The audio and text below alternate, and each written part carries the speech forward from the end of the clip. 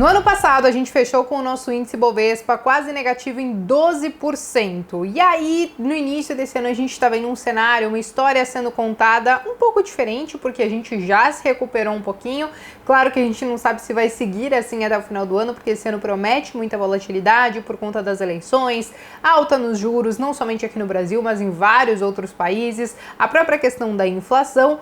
Mas, de qualquer maneira, hoje eu quero trazer para vocês o que está acontecendo com a nossa Bolsa de Valores, o que será que está puxando o nosso índice para cima, porque tem sim um grupo em específico, mas também quero trazer para vocês algumas perspectivas do que a gente pode esperar, apesar de que a gente já sabe, né? São algumas perspectivas e não necessariamente que a gente sabe exatamente o que vai acontecer. Mas antes, eu já quero pedir para vocês se inscreverem aqui no canal, deixarem o like de vocês e também, gente, participem do nosso grupo do Telegram, porque a gente posta diariamente lá notícias e informações relevantes para que você fique ligado em tudo que está acontecendo no mercado, beleza?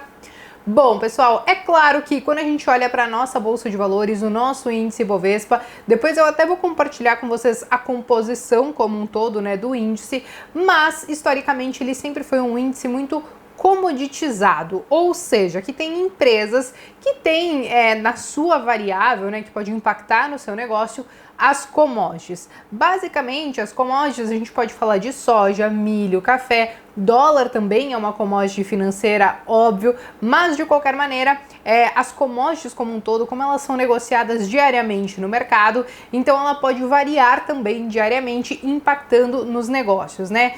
E aí o que acontece? Dado esses fatores, quando a gente pensa então nas commodities, nós sabemos que conforme o sobe e desce desses índices, tudo isso pode acabar impactando na nossa Bolsa de Valores, porque pelo menos a última vez que eu fiz a conta na unha mesmo, né, das empresas que compõem o nosso índice Bovespa, aproximadamente 34% das empresas que estão nele, tinham alguma interferência ou alguma referência das commodities. Então, basicamente, eu não vou explicar o ciclo das commodities novamente, porque eu já fiz isso aqui no canal do Trademap recentemente. Vou deixar inclusive o link para vocês em algum cantinho aqui como sugestão.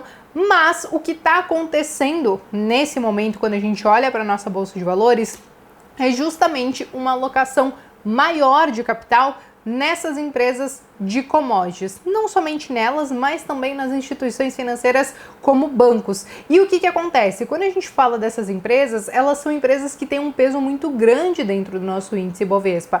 E é aí que a gente começa a entender um pouquinho desses movimentos. Só que aí vocês devem estar se perguntando, poxa, Bea, mas quem que tá colocando grana nessas empresas? E aí que a gente vai começar a falar um pouquinho do fluxo gringo em si, né? O que acontece? No ano passado nós tivemos o recorde, entre aspas, e eu já vou explicar isso para vocês, da entrada de capital estrangeiro na nossa Bolsa de Valores. Como vocês podem ver nesse gráfico aqui que eu fiz para vocês, a gente teve uma entrada de mais de 102 bilhões de reais. Claro que tem muita gente que diz assim, poxa, Bia, mas e se a gente converter tudo isso em dólar, né? Será que ainda vai ser o ano recorde?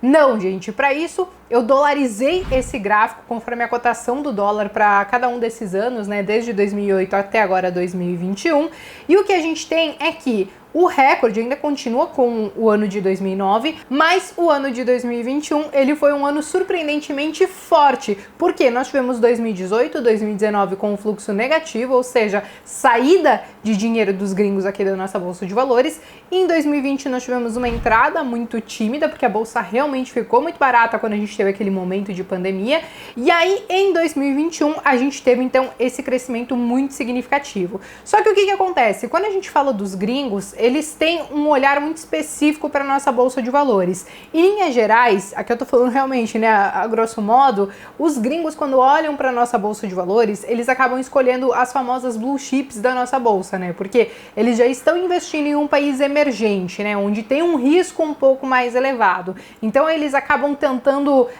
mitigar esses riscos, já escolhendo empresas que são grandes, que são conhecidas, que são muito bem consolidadas, ou até mesmo, né, aquelas que são as maiores da nossa Bolsa de Valores. E aí que a gente começa a falar então novamente das empresas de commodities, porque Vale, Petrobras e bancos como Itaú, Santander, Bradesco, Banco do Brasil são os queridinhos dos gringos quando eles olham para a nossa bolsa de valores. Então a nossa bolsa de valores nessas últimas semanas, nesses últimos meses que a gente começou a esboçar uma leve recuperação, claro que não é somente pelo fluxo gringo, mas claro que tem sim uma entrada muito grande de grana aqui na nossa bolsa de valores e que está sendo alocado basicamente nessas ações que tem um grande peso dentro do nosso índice, né?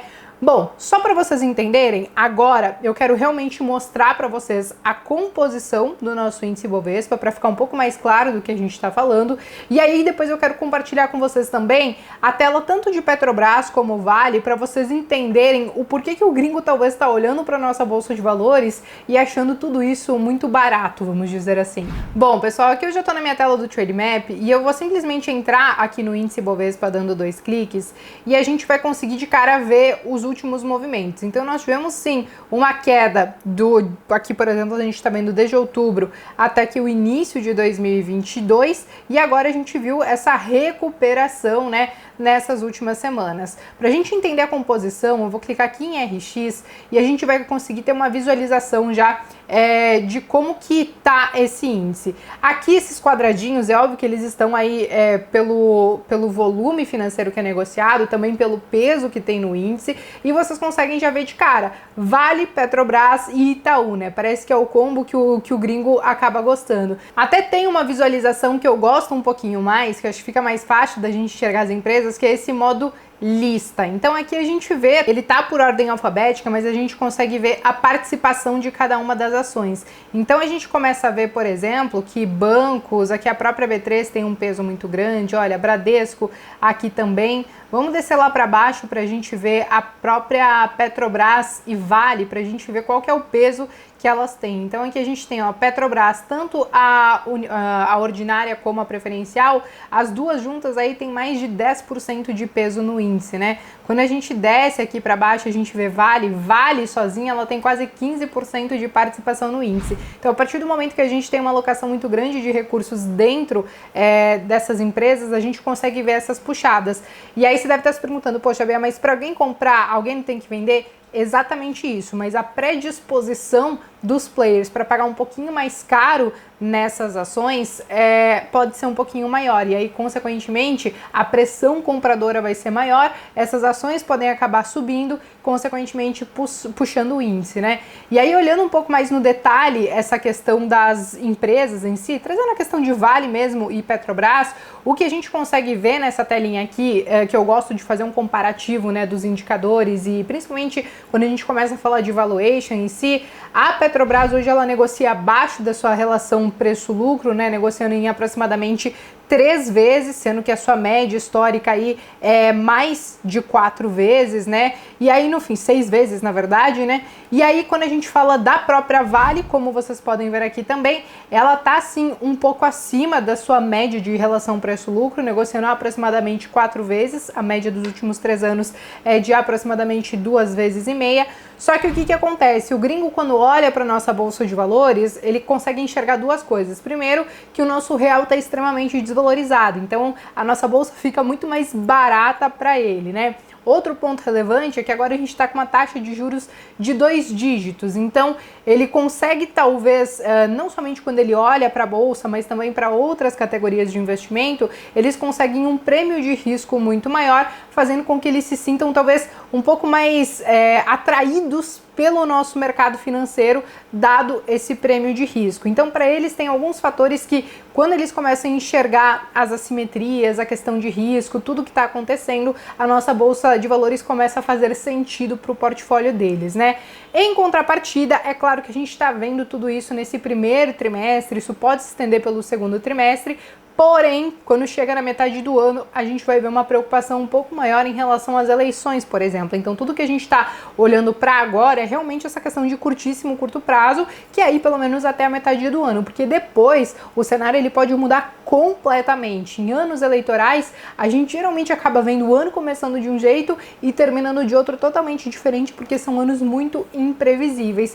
Mas se a gente pensar na questão das commodities, né, voltando a falar um pouquinho delas, que elas são negociadas diariamente no mercado, e que são impactadas aí por diversos fatores mundiais, existem sim alguns sinais que podem mostrar uma volatilidade menor para esse ano de 2022 e até mesmo a alta nos preços de algumas commodities, principalmente as agrícolas, porque no ano passado a gente teve uma seca muito forte, a gente também teve em alguns pontos, né, chuvas muito severas e tudo isso, né, esse desequilíbrio em si, ele acabou afetando algumas safras e ainda isso acaba respingando para essas safras de 2022 agora, né, safra de 21-22, e aí dado tudo isso, a demanda ela tem crescido cada vez mais, algumas safras foram prejudicadas por conta dessas questões climáticas, então o preço ele tende a subir se a gente não conseguir atender toda essa demanda. Então para as commodities agrícolas é muito mais olhando nesse sentido. Já quando a gente fala de petróleo, minério de ferro, aí a gente tem duas commodities que eu acho que são muito mais imprevisíveis, porque qualquer coisa que acontece na China, qualquer coisa que pode acontecer, sei lá na Rússia, tudo isso pode acabar impactando, mas as perspectivas é que esse ano, por exemplo, diferente do que foi o ano de 2021 e 2020, a gente estabilize um pouco nos preços que a gente está nesse momento. Isso, claro, olhando o cenário que a gente tem hoje, porque qualquer coisa pode acontecer, sei lá, daqui um mês, que era totalmente inesperado, e mudar o rumo dessas duas commodities que são um pouco mais imprevisíveis. Mas as perspectivas são boas, para algumas que elas subam, para algumas que se estabilize o preço, e aí, juntando tudo isso com o fluxo gringo, a gente tem essa puxada na nossa bolsa de valores, dado as empresas que têm aí uma relação direta com as commodities, beleza?